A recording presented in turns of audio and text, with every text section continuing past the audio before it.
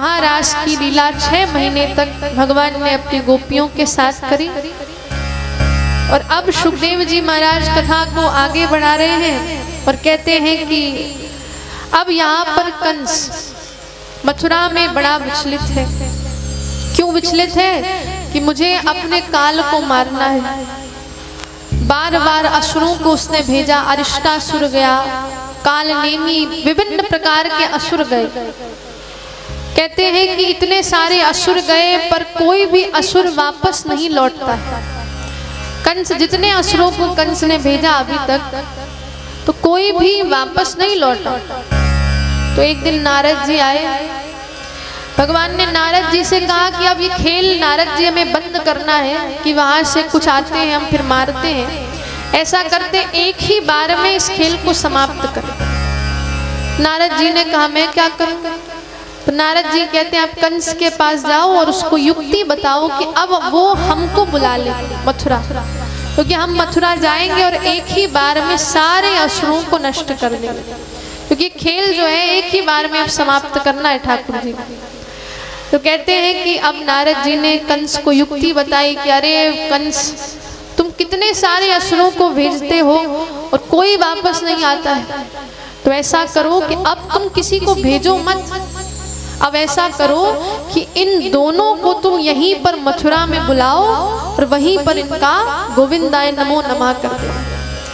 कंस कह रहा है नारद जी बात तो आप सही कर रहे हो, एकदम बढ़िया युक्ति उपाय आपने बताया। कंस ने पर सोचा कि नारद जी मैं कैसे जाऊं? अगर मैं जाऊंगा भी तो वो दोनों आएंगे नहीं, क्योंकि कृष्ण को पता है कि मैं उनका पक्का शत्रु। कैसे आएगा वो कृष्ण? तो नारद जी युक्ति देते हैं कि तुम मत जाओ, किसी और को भेजो। कंस ने सोचा हमारे यहाँ ऐसा कौन है जो कृष्ण को ला सकता है? अब हर कोई थोड़ी ना कृष्ण को ला सकता है। किसी के अंदर इतनी क्षमता नहीं है कि ठाकुर जी को वो अपने घर से ले आए। किसी के अंदर इतनी क्षमता नहीं। पर बंधु एक के अंदर क्षमता थी वहां पर, और वो थे अक्रूर जी। देखो जो व्यक्ति क्रूर है, दुष्ट है, वो ठाकुर जी को कभी नहीं ला सकता। पर जिसके अंदर क्रूरता नहीं भरी है वही अक्रूर ठाकुर जी को ला सकता है। और नाम ही इनका क्या है? अक्रूर। अर्थात जिनके अंदर क्रूरता नहीं है तो श्री ठाकुर जी से प्रेम करते हैं। और भैया प्रबल प्रेम के पाले पड़कर प्रभु को नियम बदलते देख। हमारे दयानिधि इतने दयालु हैं कि प्रेमी भक्त के लिए अपने सिद्धांतों को भी बदल देते। दयानिधि हमारे ठाकुर जी प्रेमी भक्त के लिए वो नियम भी बदल देते। इसीलिए अब कंस ने सोचा कि इनके चाचा जी, ठाकुर जी के चाचा जी लगते हैं, कहा इनको भेजते, यही लाएंगे कृष्ण और बलराम। तो कंस गया और कंस ने अक्रूर जी से कहा कि गच्छ नंद ब्रजहा तत्र, कि आप जाओ और नंद के ब्रज में जाकर, गच्छ नंद ब्रजम तत्र, वहां जाकर के सुतावान कंदुंदभि, उनके 2 पुत्रों को, जो 2 पुत्र हैं कृष्ण और बलराम, उनको आप ले आइए। अब यहाँ पर अक्रूर जी ने सोचा कि दुष्ट व्यक्ति इतनी मीठी बातें बोल रहा है। अब बंधुओं याद रखिए सदैव कि अगर दुष्ट व्यक्ति आपके सामने, जो दुष्ट है, अगर आपके सामने मीठी वाणी बोल रहा है तो समझ लेना दाल में कुछ काला है भैया। इसके अंदर कोई ना कोई टेढ़ी खीर पक रही होगी, कुछ ना कुछ हमारा अमंगल करना चाह रहा है। कहते हैं ना नवन नीच की अति दुखदाई। जो नीच व्यक्ति होता है जब मीठी मीठी बात बोलने लगे, समझ लो कुछ ना कुछ गड़बड़ है।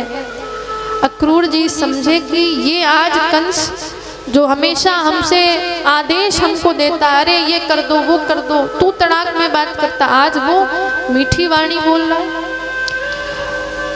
तो यहाँ पर कंस ने अपनी बात रखी कि आप ऐसा करो, दोनों को ले आओ। और यहाँ अक्रूर जी समझ गए कि इनके पीछे का क्या मंतव्य है, क्या लक्ष्य है। परंतु यहाँ पर अक्रूर जी ने सोचा कि मेरे लिए तो परम सौभाग्य की बात है क्योंकि मैंने इतने सालों से श्री ठाकुर जी के दर्शन नहीं किए। मथुरा वृंदावन में ज़्यादा दूरी तो नहीं है। अब आजकल तो साधन चल गए तो आधे घंटे में पहुंच जाते हैं, मथुरा स्टेशन से पहुंच जाते हैं कि आधा घंटा लगता है। परंतु यहाँ पर जब अक्रूर जी चले हैं अपने रथ पर बैठकर ठाकुर जी से मिलने के लिए, तो सुखदेव जी महाराज ने वर्णन किया है कि ब्रह्म मुहूर्त में चले, 4 बजे निकल पड़े घर से, राजमहल से, और कहते चलते इतना समय हो गया, पहुंचते पहुंचते इतना समय हो गया बंधुओं कि संध्या मतलब शाम हो गई। अब आप बताओ दूरी तो इतनी कम है, अब इतना समय क्यों लगा? तो सुखदेव जी ने कहा कि इतना समय इसलिए लगा कि आज अक्रूर जी महाराज यही सोच रहे हैं कि मुझे आज ठाकुर जी के दर्शन होंगे, आज ठाकुर जी का वो स्वरूप जिसके लिए पूरा संसार तरसता है, वो ठाकुर जी के मुझे दर्शन होने वाले हैं।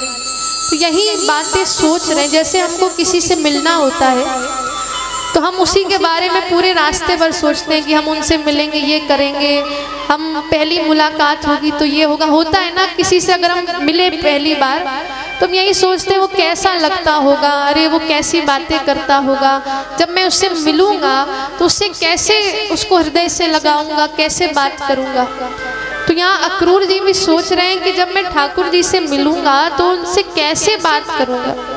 अरे उनको मुझे प्रणाम करना चाहिए कि उनसे गले मिल लेना चाहिए कि उनके चरणों में गिर जाना चाहिए, क्योंकि वैसे तो मैं उनका भक्त हूँ, पर वो मुझे काका कहते हैं, चाचा जी कहते हैं, मुझे क्या करना चाहिए। यही सोच सोच कर अपने आप को अहोभाग्य समझते समझते बंधुओं अक्रूर जी महाराज धीरे धीरे रथेन गोकुलम प्राप्त सूर्यास्त गिरिम नृपः, कहते हैं सूर्यास्त के समय, संध्या के समय अक्रूर जी महाराज मथुरा से वृंदावन की उस सुंदर सी सीमा में प्रवेश कर रहे हैं। और जब बंधुओं जब वो प्रवेश कर रहे थे वृंदावन में, मथुरा से जब आ रहे थे वृंदावन में, एक जगह वो ठहर गए, सोचा इतनी देर से चल रहा हूँ, एक जगह खड़े हो गए, रथ को रोक दिया। और तभी दूर से देखते हैं कि बहुत गायों का झुंड आ रहा है। गायों के झुंड के बीच में एक दिव्य, एक अलौकिक व्यक्ति, गौ माता जब चल रही थी तो उनकी जो धूल थी वो उड़ती जा रही थी, ब्रजरज उड़ रही थी, सब धुंधला धुंधला दिखाई दे रहा था। पर जब ठाकुर जी ने जो पीताम्बरी धारण करी थी वो चमक रही थी। ठाकुर जी ने पीताम्बरी पहनी, गैयाओं के मध्य में विराजमान, और गैयाओं आगे आगे चल रही, आगे आगे गैया, पाछे पाछे लाला हमारे। और जब ठाकुर जी जा रहे थे तो उनका स्वरूप इतना सुंदर कि पीताम्बर धारण करे हुए, सुंदर मुकुट धारण करे हुए, हाथ में सोने के कंगन है, कुंडल है, कानों में कनेर के कुंडल है और वैजयंती माला है। तो ठाकुर जी इतने सुंदर लग रहे, इतने सुंदर कि अक्रूर जी तो आंखों से उनके अश्रुपात होने लगता है कि आज इन नेत्रों का अहोभाग्य, किन नेत्रों ने श्री ठाकुर जी के दर्शन कर लिए बंधु। और संध्या का समय था उस समय, जिस समय ठाकुर जी प्रवेश कर रहे थे वृंदावन की सीमा से वृंदावन धाम में। और इसलिए देखो संध्या का समय बहुत अलौकिक पवित्र होता है। और संध्या के समय हमारे शास्त्रों में ऐसा वर्णन है कि संध्या के ही समय, तो संध्या का समय सूर्यास्त का समय होता है, उस समय ही, उस वेला में ही भगवान हमारे भी घरों में प्रवेश कर रहे होते हैं। और जब भी संध्या का समय हो बंधुओं तो हमें हमेशा क्या करना चाहिए, भगवान का भजन, क्योंकि भगवान संध्या के समय ही आते हैं। और आपने सुना होगा ना कि शास्त्रों में भी कहा गया और बड़े बुजुर्ग भी कहते हैं कि संध्या के समय कुछ काम नहीं करने चाहिए। सबसे पहला जो काम नहीं करना चाहिए वो संध्या के समय है महाराज सोना, मतलब निद्रा लेना। संध्या के समय बड़े बुजुर्ग भी कहते हैं शाम के समय सोना नहीं चाहिए, शाम के समय दरवाजे नहीं बंद करने चाहिए। कहते हैं कि नहीं बड़े बुजुर्ग कि संध्या के समय हमेशा दरवाजे खुले रहें, और इसलिए कहा जाता है कि संध्या का समय वो अलौकिक समय होता है जब ठाकुर जी वृंदावन की सीमा में प्रवेश करते हैं। वैसे ही संध्या के समय भी जब हम पूजा कर रहे होते हैं तो ठाकुर जी भी हमारे हृदय में, हमारे निज निवास में प्रवेश करते हैं। इसलिए संध्या के समय में भूल करके भी हमें निद्रा नहीं लेनी चाहिए। संध्या के समय भूल करके भी कुछ खाना नहीं चाहिए। भोजन संध्या के समय नहीं करना चाहिए। कहते हैं उस समय संध्या का जो वो समय होता है, उस समय में जो भी हम भोजन करते हैं फिर वो उसका बुरा प्रभाव हमारे शरीर में हो जाता है। और तीसरी चीज संध्या के समय क्या नहीं करनी चाहिए? पढ़ाई। उस संध्या का जो समय है उस समय अध्ययन नहीं करना चाहिए। बच्चे सोच रहे होंगे बढ़िया है, संध्या के समय पढ़ाई नहीं करनी चाहिए। तो देखो शास्त्रों में ऐसा लिखा और गुरुकुल में भी ऐसा ही होता है आज भी कि संध्या के समय जो छोटे छोटे गुरुकुलों में बालक होते वो भी अध्ययन उस थोड़े समय के लिए बंद कर देते हैं। और उस समय बंधु क्या करते हैं? ठाकुर जी का भजन, आरती, उस समय आरती होती है, विग्रह का पूजन होता है। तो इसलिए संध्या के समय सबको, जितने भी घर में रहने वाले लोग हैं, उन सबको सारे कामों को छोड़कर भगवान का भजन, या तो आप माला जप करो, आरती करो भगवान की, जो आपके घर में लड्डू गोपाल हैं उनकी सेवा में उनकी आरती करिए, आप नाम जप करिए, गुरु मंत्र यदि मिला है गुरु मंत्र करो। तो संध्या के समय में ठाकुर जी महाराज प्रवेश कर रहे थे। अरे अक्रूर जी ने जैसे ही देखा श्री चरणों में गिर जाते हैं। अरे इतने सालों के बाद ठाकुर जी आपने हमें दर्शन दिया है, आज इन नेत्रों का अहोभाग्य कि आपके दर्शन हमें प्राप्त हो रहे हैं। प्रणाम किया अक्रूर जी महाराज ने। अरे ठाकुर जी कह रहे, अरे चाचा जी काहे को ऐसा पाप करवा रहे हो, काहे को हमको प्रणाम कर रहे हो, हमारे चरणों में बैठो। अरे हम आपको प्रणाम करेंगे और आप यहाँ पर उल्टी गंगा बहा रहे हो। तो कहते हैं कि श्री ठाकुर जी महाराज ने अपने काका को, अक्रूर जी महाराज को हृदय से लगाया और हृदय से लगा करके दोनों के मध्य में अब चर्चा होती है। और अक्रूर जी ने सारी जो बात है वो बताई कि देखो लाला, यहाँ पर कंस ने मुझे भेजा है आप दोनों को लाने के लिए, और उसके मन में बड़ी खुराफात दौड़ रही है, वो आपको मारने का प्रयास करना चाहता है ठाकुर जी, और उसने मुझे भेज दिया है इस गलत कार्य के लिए, आपको लाने के लिए। इसलिए हे ठाकुर जी हमको क्षमा कर दीजिए, माफ कर दीजिए। पर मुझसे रुका नहीं गया क्योंकि आपके मुझे दर्शन हो रहे थे, इसलिए मैं दौड़ा दौड़ा आ गया आपके पास। कन्हैया कहते काहे को चिंता कर रहे हो, ये सब हमारा ही करा धरा, हमारी लीला है रही, इसलिए चिंता मत करो और जाके तुम बस हमारे बाबा से कह देना। अब बाबा के पास गए नंद बाबा से। अक्रूर जी कहते हैं कि नंद बाबा हम चाहते हैं कि आप अपने दोनों लालाओं को, बलराम जी और कृष्ण जी को हमारे साथ भेज दो, क्योंकि मथुरा में बड़ा सुंदर मेला का आयोजन हुआ है और मेला में हम चाहते हैं कि दोनों हमारे साथ चले। नंद बाबा ने कहा नहीं नहीं, ऐसे ना भेज सके, हमारे जो कन्हैया हैं वो हमसे कबहू दूर नहीं रहे। अरे लाला की मैया ने तो अबों तक लाला को पढ़ने के लिए विद्यालय नहीं भेजा है, इसलिए नहीं भेजा है कि लाला और मैया का विरह ना हो सके। अरे मैया इतना प्रेम करे लाला से कि ना भेज सके। नंद बाबा से प्रार्थना करते, लाला भी कहते लाला कह रहे हैं कि बाबा देखो मैं 2 दिन में वापस आ जाऊंगा, मेला में बढ़िया हम आनंद करेंगे, और बाबा ऐसा करो अगर मेरी ज्यादा चिंता है रही है तुमको तो बाबा तुम भी मेरे साथ चलो। नंद बाबा कहते ये ठीक तू कह रहा है, मैं भी तेरे साथ ही चलता हूँ। नंद बाबा तैयार रह गए लाला के साथ जाने के लिए, और नंद बाबा ने सारी जो ये बात है ना पूरे ब्रज में फैला दी कि लाला हमको छोड़कर जा रहे हैं। वृंदावन धाम में ये बात जी जो चर्चा है बंधुओं फैल गई कि हमारे श्री ठाकुर जी हम सबको छोड़कर अपना जा रहे हैं।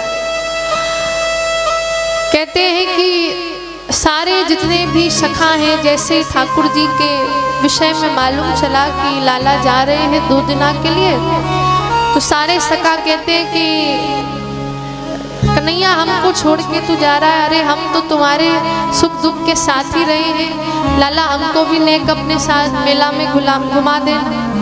तो लाला ने कहा ठीक है तुम भी हमारे साथ चलो, अपने सखाओं से कह दिया। अब यहाँ पर जैसे ही गोपियों को मालूम चला, अरे कहते हैं कि विरह की अग्नि शरीर में प्रज्वलित होने लगी। यशोदा महारानी को, यशोदा मैया को जैसे मालूम चला ठाकुर जी महाराज जा रहे हैं और मात्र 2 दिन के लिए मथुरा जा रहे हैं, पर यशोदा महारानी ने नंद बाबा से कहा ले जाना है तो बलराम को ले जाओ, अरे मेरे लाला को, मेरे कन्हैया को मुझसे दूर मत करो।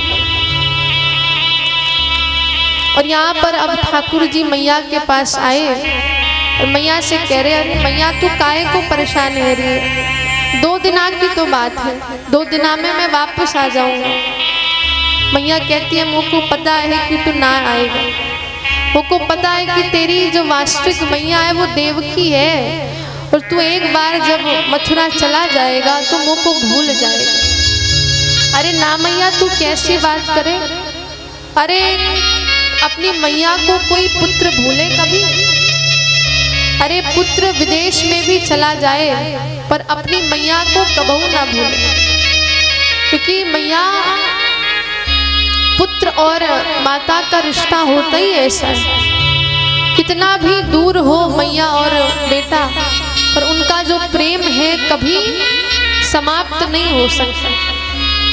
बेटा मैया से कितना दूर रहे पर बेटा को हर समय अपनी मैया की याद सतावे, मैया अपने पुत्र से कितना भी दूर रहे पर हर पल उसकी याद करे। अच्छा आप ही बताओ, जब आपका बालक कुछ दिनों के लिए अगर विदेश चला जाए तो मैया के मन में यही चिंता रहे कि मेरा लाला खाए कैसे, खाएगा कैसे, क्या भोजन करेगा। ऐसा ही होता है ना भाव कि मेरा बेटा मुझसे दूर जा रहा है तो कैसे खाएगा, कैसे करेगा अपना जीवन यापन। तो वैसे ही आज मैया कह रही लाला तू मुझसे एक भी दिन दूर नहीं रहा, हमेशा मैं तेरे साथ रही, तो जब मथुरा चला जाएगा तो कौन तो को खिलाएगा माखन मिश्री, अरे इसलिए ऐसा कर यहीं पे तेरे लिए मेला करवा देंगे, तो हमको छोड़कर मत जा। अरे मैया ऐसी बात नहीं है, नंद बाबा भी हमारे साथ चल रहे हैं और मेरी इतनी भी चिंता ना कर, अरे मुझको बाहर नहीं भेजेगी तो मुझे अनुभव कैसे होगा बाहर जाने का। मैया कहती है कि अरे लाला तो तो माखन मिश्री इतनी भाई और तू एक दिन भी इनके बिना ना रह सके और आज कह रहा है कि मैं 2 दिन माखन मिश्री के बिना रह सकूंगा। अरे इसलिए मैया कह रही है ऐसा कर बलराम को भेज दे और तू मत जा। ठाकुर जी कहते अरे मैया ऐसा तू ना कर, ला अपना माखन मुँह को खिला दे अभी और मैं यहीं तेरी गोद में सो जाऊं और तेरे हाथों से माखन मिश्री खाऊं। मैया ऐसा तू जाने पर ऐसा मत रो, मुझे अच्छा नहीं लग रहा है, मैं 2 दिन में वापस आ जाऊंगा, काहे को चिंता कर रहा है। यशोदा महारानी कहती है कि लाला देख माँ अपने पुत्र के हर भाव को समझ जाती है और मुझको आज ये मालूम है गई है कि तू आज जा रहा है फिर कदापि नहीं आएगा, कभी नहीं आएगा, मैं जान गई हूँ लाला। और इसलिए एक बार आखिरी बार मेरे हाथ से माखन मिश्री खा ले। ठाकुर जी भी मैया को कह रहे अरे मैया कैसा तू बोले, अरे तेरा लाला हूँ, तेरे बिना एक दिन नहीं रहा हूँ, जरूर आऊँगा मैया। और पर जब माखन मिश्री नंदरानी खिला रही थी तो ठाकुर जी के नेत्रों से आंसू बहने वाले थे, मतलब आंसू भी चाह रहे हैं कि निकल जाए, पर सोच रहे हैं कि अगर आंसू निकाल दिए तो नंदरानी जीवित नहीं रह सके, इसलिए आंसुओं को रोक दिया कि भैया नंदरानी मैया जब चली जाए तब मैं रो लूं। और कहते हैं जब मैया के हाथों से माखन मिश्री को खा ली और जब मैया की गोद में सोने लगे ठाकुर जी, तब आंखों से उनके अश्रु निकले और देखा कि मैया देख रही है मुझको, तो आंखों से जो अश्रुपात हो रहे थे उनको जल्दी से पोंछ लेते कि कहीं मैया ना देखे। अब ठाकुर जी के जाने की चर्चा हमारी किशोरी जी के पास भी चली गई। किशोरी जी कुंज में बैठी और इंतजार कर रही थी कि कब ठाकुर जी आएंगे। किशोरी जी के चारों ओर समस्त गोपियां विद्यमान और सारी गोपियां श्री ठाकुर जी महाराज को बस यही ढांढस दे रही है कि ठाकुर जी कब तो आएंगे और हम सबकी सुध लेंगे। किशोरी जी बैठी हैं एक पत्थर के ऊपर और तभी ठाकुर जी आए। श्री ठाकुर जी ने कहा, किशोरी जी अब वो समय आ गया है कि हम दोनों का जो मिलन था ये यहीं तक था और अब हमारा जो विरह है हम दोनों को अलग होना पड़ेगा। किशोरी जी कहती हैं कि लोक कल्याण के लिए जो आप चाह रहे हो वो मैं आपकी इस लीला में प्रवेश करने को तैयार हूँ। आप जैसा चाहोगे ठाकुर जी हम वैसा ही करेंगे। ठाकुर जी कहते हैं पक्का किशोरी जी वैसा ही करोगे जैसा मैं कहूँगा।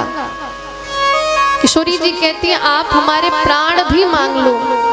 आज किशोरी जी कह रही है कि आज आप मेरे प्राण भी मांग लो ठाकुर जी, इन प्राणों को भी मैं आपको निछावर कर दूं, आप कुछ भी मांग लो। तो कहते हैं कि श्री ठाकुर जी ने कहा कि हम आपसे यही मांगना चाहते हैं कि आज से आपके जो अश्रु हैं ये अश्रुपात नहीं होने चाहिए, आंखों से अश्रु नहीं निकलने चाहिए। किशोरी जी कहती हैं एक चीज तो हमारे पास थी, आपके लिए रोना, और आपने अब वो भी हमसे छीन लिया है। मांगना था तो मेरे प्राण मांग लेते तो एक बार में ही निकल जाते हैं, फिर रोने का कोई झंझट नहीं। ठाकुर जी आप कह रहे हो कि अब रोना ही आपने मांग लिया कि रोना मत, आंसू मत गिराना। ठाकुर जी आपने अच्छा नहीं किया। ठाकुर जी कहते हैं कि किशोरी जी आपकी भलाई के लिए ही कर रहा हूँ। और श्री ठाकुर जी ने जो अपनी बांसुरी थी वो किशोरी जी के चरणों में रख दी। किशोरी जी कह रही है कि क्या हुआ कन्हैया ये काहे को रख दी। ठाकुर जी ने कहा कि आज से ये बंसी वादन आज से मैं कभी नहीं करूँगा, क्योंकि बंसी वादन मैं आपको ही रिझाने के लिए करता था। ठाकुर जी कह रही है बंसी बजाना ये बांसुरी बजाना मैंने आपके लिए ही तो सीखा था, और आज आपसे विरह हो रहा है किशोरी जी, तो आज से ये आपकी हो गई बांसुरी। बांसुरी किशोरी जी के चरणों में समर्पित कर देते हैं। और जो श्री ठाकुर जी महाराज का सुंदर मुकुट है मोर के पंखों से बना हुआ वो श्री किशोरी जी के चरणों में रख दिया। और कहते हैं जो काली कांवरी है वो भी किशोरी जी को प्रदान करते हैं कि आज से ये आपकी अमानत, आज से मैं ये सब कुछ नहीं धारण करूँगा। और किशोरी जी को प्रणाम करके आज श्री ठाकुर जी अब ब्रह्म मुहूर्त का समय हो गया, और ब्रह्म मुहूर्त के समय अब अक्रूर जी महाराज रथ तैयार कर चुके हैं। और रथ तैयार करके श्री ठाकुर जी महाराज उस रथ में बैठने वाले थे। अक्रूर जी बैठ गए, बलराम भैया, नंद बाबा, सखा सब बैठ गए। और ठाकुर जी जैसे ही रथ में बैठने वाले थे बंधु एक चरण रख दिया था, उसी समय पीछे मैया ठाकुर जी का पीताम्बर खींचने लग गई। अरे ठाकुर मत जा, अरे लाला मुँह को छोड़ के मत जा, अरे तेरी मैया की तो को सौगंध है, आज रुक जा लाला, मुझको पता है कि तू आज के बाद कबहू ना आने वाला, इसलिए रुक जा लाला रुक जा। अरे ठाकुर जी कहते मैया मेरी पीताम्बरी छोड़ दे मैं आ जाऊंगा। अरे 2 दिन की बात है तू तो इतनी चिंता कर रही है, बाबा भी है मेरे साथ। पीताम्बरी पकड़ ली मैया, अरे मैया कह रही छोड़ दे। नंद बाबा कह रहे अरे यशोदा छोड़ दे, मैं तो हूँ, उसका बाबा है उसके साथ, तू चिंता मत कर। अरे नंद रानी को हाथ छुड़ाया, पीताम्बरी छुड़ाई। और यहाँ पर गोपियों की हालत ऐसी है गई महाराज, गोपियाँ जब रथ आगे बढ़ रहा था धीरे धीरे जब बढ़ने लगा रथ, तो कहते हैं कि जब रथ आगे बढ़ रहा तो सारी गोपियां रथ के सामने लेट गई। कहने लगी अक्रूर अब तुम ले जाओ, क्योंकि अब तुम अगर रथ ले जाओगे तो हम सब गोपियों के ऊपर से रथ ले जाना पड़ेगा। सारी गोपियां रथ के आगे लेट गई, कह रही नहीं या तो ठाकुर जाएंगे या तो हम। अपने शरीर को यहाँ छोड़ देंगे। इस प्रकार से गोपियां ठाकुर जी को रोक रही हैं कि मान जाओ लाला, मत जाओ, हम सबको छोड़ दो। ठाकुर जी कहते अरे बावरी गोपियों, मैं तुमको छोड़कर नहीं जा रहा हूँ, आ जाऊंगा, परसों कह रहे परसों आ जाऊंगा। गोपियां उठती हैं और अब धीरे धीरे जो रथ है वो आगे बढ़ रहा है। और एक समय ऐसा आया कि धीरे धीरे जब वो रथ की गति तेज होने लगती है, गति तेज, उसने गति पकड़ ली रथ ने, तो कहते सारी जितनी भी गोपियां हैं वो धड़ाम से सारे ब्रजवासी गिर जाते हैं, अपने स्थान पर मूर्छित हो जाते हैं। सारी गौ माताओं ने रंभाना बंद कर दिया, पशु पक्षी भी मूर्छित होकर गिर गए। आज जैसे ही गोविंद गए हैं सब ब्रजवासियों को छोड़कर, तो गौ माता ने दूध देना बंद कर दिया, रंभाना बंद कर दिया है। और ऐसी हालत यशोदा महारानी की तो उन्होंने खाना तक बंद कर दिया। ठाकुर जी मेरा लाला वहाँ भूखा रहेगा, इसलिए यशोदा महारानी भी कुछ नहीं खा रही है। परंतु जैसा ठाकुर जी की लीला, और जब जीवन धन श्री ठाकुर जी महाराज मथुरा को छोड़, वृंदावन को छोड़कर मथुरा में अब प्रवेश कर रहे हैं, और कहते हैं कि इधर तो विरह का वातावरण था और उधर मथुरा में सारे जितने भी मथुरावासी अति प्रसन्न, इसलिए प्रसन्न है महाराज कि साक्षात मथुरा में श्री ठाकुर जी का आगमन होने वाला है। सारे मथुरावासी कहने लगे अरे वो पूतना को मारन वालों, आज उसके दर्शन होंगे, बाको दर्शन आज प्राप्त हो जाएंगे। इसलिए सारे मथुरावासी बड़े प्रसन्न चित्त, सब स्वागत के लिए फूल माला लेकर वहां पर खड़े हुए हैं कि कब ठाकुर जी का आगमन हो। पर कहते हैं कि इधर मथुरावासी श्री ठाकुर जी के आगमन के लिए यहाँ पर उनके स्वागत के लिए विद्यमान है।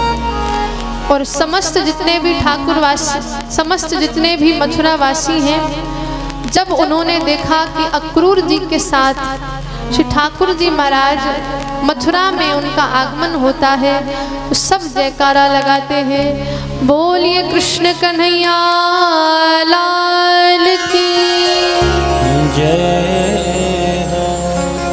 प्रेम से कहिए राधे राधे। तो अब कहते हैं कि मथुरा में जैसे ही ठाकुर जी का आगमन हुआ, सब फूल बरसा कर रहे हैं, फूल बरसा रहे हैं ठाकुर जी के ऊपर, और महाराज सब अति प्रसन्न है।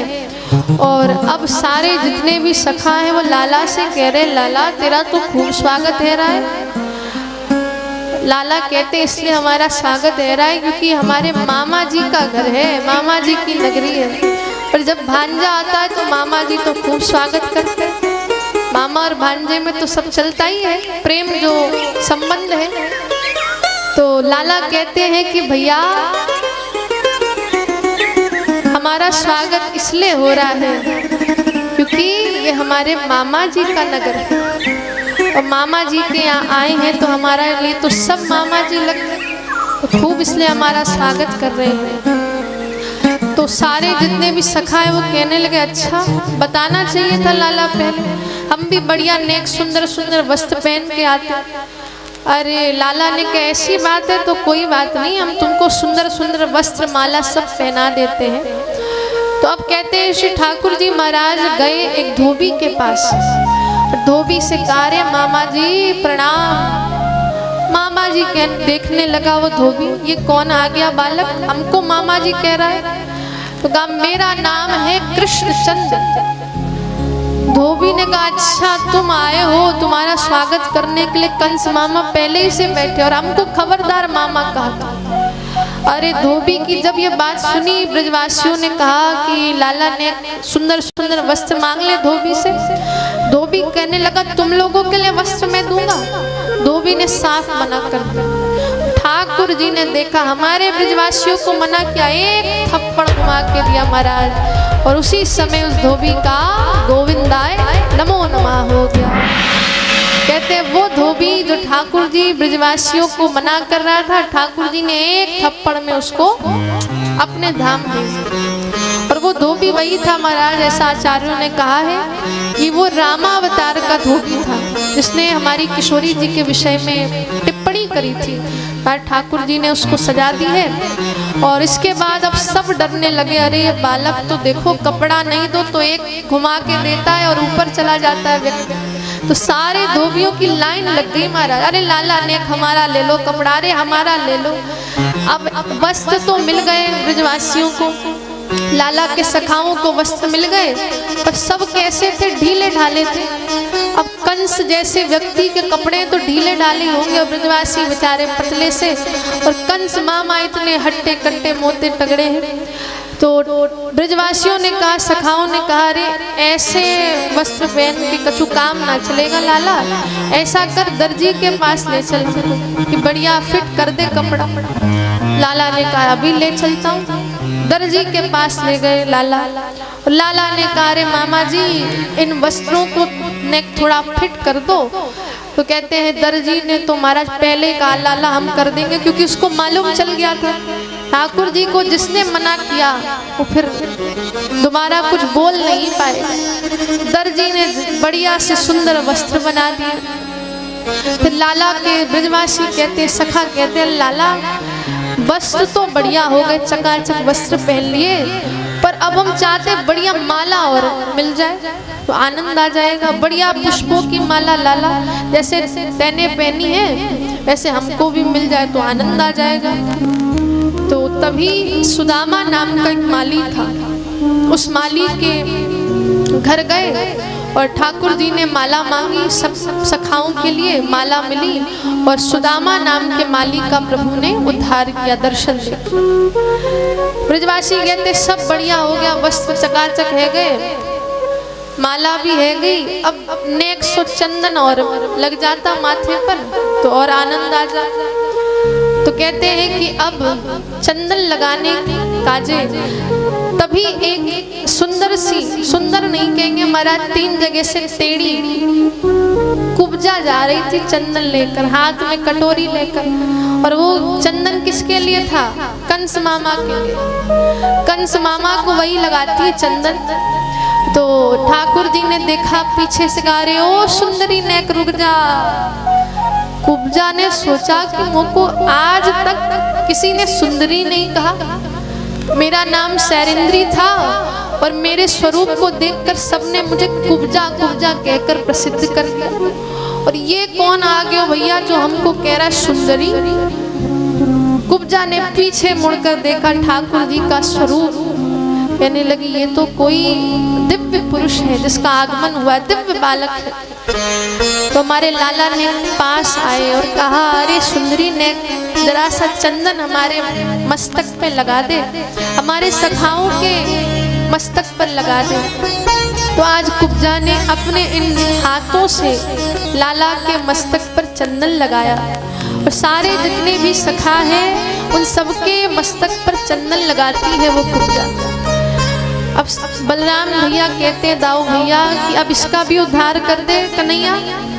तो सारे सखा कहते हैं उद्धार ऐसा कर दे कि तू भी 3 जगह से टेढ़ा है और ये कुब्जा भी 3 जगह से टेढ़, तो लाला तुम्हारा विवाह करा दे। अरे लाला ने कहते ऐसी बात ना करो बलदाऊ भैया, इसका भी उद्धार कर देंगे। हमारे ठाकुर जी ने उस कुब्जा को कहते स्पर्श किया और वो कुब्जा जो 3 जगह से टेढ़ी थी महाराज, कहते हैं उसका दिव्य स्वरूप उसको प्राप्त हो जाता है और आज उस कुब्जा को भी दिव्य देह की प्राप्ति होती है। तो ठाकुर जी देखो जहाँ पर भी जाते हैं ना सबका उद्धार करते हैं। सुदामा माली का किया, धोबी का भी उद्धार कर दिया, क्योंकि अंतिम समय में ठाकुर जी को देखा उसका भी उद्धार किया उन्होंने। सुदामा माली का कर दिया, कुब्जा का कर दिया, दर्जी का कर दिया महाराज। और अब ठाकुर जी महाराज की तो हर जगह जय जयकार रह रही है, सब ने जोर जोर से जयकारा लगा रहे हैं, बोलिए कृष्ण कन्हैया लाल की जय। और जैसे ही अब ठाकुर जी मथुरा की गलियों से अब कंस के महल में पहुंचते और महल महल में लाला ने देखा एक बड़ा विशाल सा धनुष रखा है। लाला के सखाओं ने कहा, लाला एक बार ने इस धनुष को तोड़ के दिखा दे, उठा करके दिखा दे। दो सैनिक वहां पर खड़े हुए थे। सैनिकों ने कहा, अरे ये नेक छोटा सा बालक उठाएगा धनुष को? बलदाऊ भैया कहते, अरे लाला तेरे पे संशय कर रहा है। लाला ने कहा, मुँह पे संशय है रे? तो लाला ने भैया एक हाथ से धनुष उठाया और जिस धनुष को कहते कोई उठा नहीं पाया आज तक, उस धनुष को ठाकुर जी ने उठा करके दो टुकड़े कर दिए। और जैसे ही महाराज धनुष के टुकड़े करते हैं वैसे ही ये बात कंस तक पहुंच जाती है और भयंकर शब्द हुआ और कहती है धरती हिल गई। और वहां पर कंस अपने सिंहासन पर बैठा था, वो सिंहासन भी हिलने लगता। अरे सैनिक चिल्लाए, बद्दाम इति, अरे इस छोरे को बांधो, इस ये जो नन्हा सा छोरा घूम रहा है बाको बांध लो। और ठाकुर जी कहते, अरे तुमने ही तो कहा था हमसे, तुमने हम पे संशय किया था इसलिए हमने ऐसा किया। तो अब सूर्यास्त हो गया। धनुष भंजन के बाद कहते हैं नंद बाबा के साथ विराजमान हुए ठाकुर जी महाराज और नंद बाबा के साथ गए।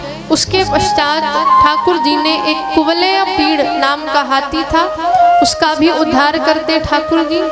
और सबका उद्धार करते करते अब ठाकुर जी कंस के रंगशाला में प्रवेश करते। और महाराज कहते कंस के रंगशाला में जैसे ही प्रवेश किया, कहते हैं सारे जितने भी लोग हैं अपने अपने हिसाब से ठाकुर जी के दर्शन कर रहे हैं। कहते हैं कि जिनके रही भावना जैसी, प्रभु मूरत देखी तिन तैसी। बंधुओं, जैसी भावना हृदय में होती है ठाकुर जी को वैसा ही स्वरूप, ठाकुर जी का वैसा ही स्वरूप दिखाई देता है। नंद बाबा को अपना लाला दिखाई दे रहा था, कंस को अपना काल दिखाई दे रहा था, जितनी भी गोपियां हैं उनको अपना प्रियतम दिखाई दे रहा था। तो सबके भाव अलग, तो ठाकुर जी के भी सबको अलग अलग दर्शन हो रहे थे। बंधु, भगवान तो एक है पर हमारी भावना के अनुसार उनका स्वरूप रहता है, इसलिए सबको अलग अलग दर्शन हो रहे हैं। और अब जो कंस है वो अपनी सिंहासन में विराजमान और उसने चारुण आदि जितने भी पहलवान हैं उनसे ये कह दिया कि आज तुम्हारे स्वामी का काल यहाँ पर स्वयं चल के आया है, इसलिए चारुण जाओ और इस छोटे से बालक का वध कर दो। कहते हैं कि अब ठाकुर जी को रंगशाला में बुलाया, चारुण ने कि आओ मेरे साथ युद्ध करो। ठाकुर जी कहते, अरे कैसे हो तुम, मैं नेक सा छोरा और तुम इतने विशाल से, कहाँ हमारा युद्ध हो सकता है। चारुण कहता, हमको सब मालूम है, तेने ही पूतना का मर्दन किया है, अरिष्टासुर को मारा तेने, हम सब जानते तेरे विषय में। ठाकुर जी कहते ऐसी बात है तो आ रंगशाला में। और ठाकुर जी ले चलते हैं चारुण को रंगशाला में और एक ही बार में श्री ठाकुर जी महाराज ने चारुण को पकड़ा और कहते धरती पे उसको एक ही बार में पटक दिया। बोले चारुण मर्दन भगवान की जय हो। भगवान ने चारुण का मर्दन किया, उसका वध किया। अन्य पहलवान आए और श्री ठाकुर जी ने सबका वध किया, बलदाऊ भैया ने वध किया। और कहते हैं कि अब हल्ला मच गया कि चारुण का वध हो गया, मुष्टिक का वध हो गया, अब कंस बचने वाला नहीं। अब भैया कंस भयभीत हो गया, सिंहासन पे विराजमान था।